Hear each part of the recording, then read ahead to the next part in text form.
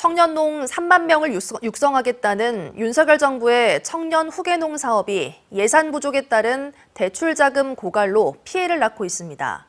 자금 신청자의 75%가 대출을 받지 못해 부실 정책이란 비판이 쏟아지고 있는데요. 정부가 뒤늦게 추가 예산을 투입하겠다고 하지만 완전한 피해 구제는 어려워 보입니다. 포항문화방송 장성훈 기자입니다. 2018년 경주의 귀농에 양봉농사를 시작한 청년농부 정모 씨. 3년여 전 정부의 청년 창업형 후계농에 선정돼 저리의 육성자금 대출이 가능해졌습니다. 이를 믿고 지난해 11월 양봉시설 확장을 위해 1억 3천만 원짜리 땅을 사기로 하고 계약을 체결했습니다.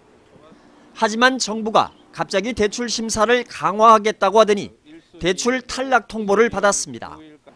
당장 다른 곳에서 급전을 구하든지 아니면 계약금을 날리게 된 겁니다.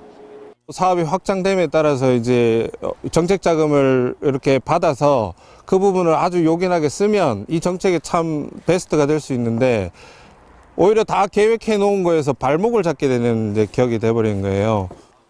정부가 선착순이던 청년 후계농 대출 방식을 지난해 말 갑자기 심사 후 배정으로 바꾼 뒤 정씨 같은 대출 탈락자가 속출했습니다. 전국적으로 대출 신청자 3,800여 명 가운데 75%인 2,800여 명이 탈락했고 경북에서도 500여 명이 대출을 받지 못했습니다. 이에 대해 정부는 대출 심사 강화를 이유로 들지만 예산 부족이 근본적인 이유입니다.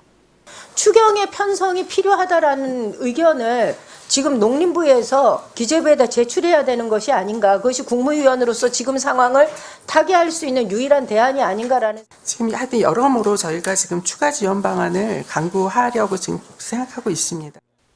실제로 올해 5천 명의 청년 후계농을 더 뽑기로 하고도 대출 예산은 6천억 원으로 지난해보다 2천억 원 줄였습니다. 이렇다 보니 청년 농부들은 정부의 청년농 3만 명 육성 정책은 구호뿐인 정책 사기라며 추가 예산 편성과 공식 사과를 촉구했습니다. 정부는 뒤늦게 4,500억 원을 더 지원하겠다고 밝혔지만 완전한 피해 구제는 힘들 거란 전망입니다. 4,500억 확보 더 해와봤자 어차피 일괄 구제 안 되고 하반기에 뭐 신청하는데 하반기에 지금 상반기 신청하는 사람들이 남아있잖아요.